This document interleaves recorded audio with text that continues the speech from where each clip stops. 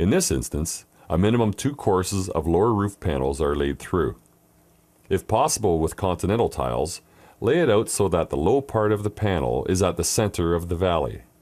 The backup stand of the tile is notched and then folded down.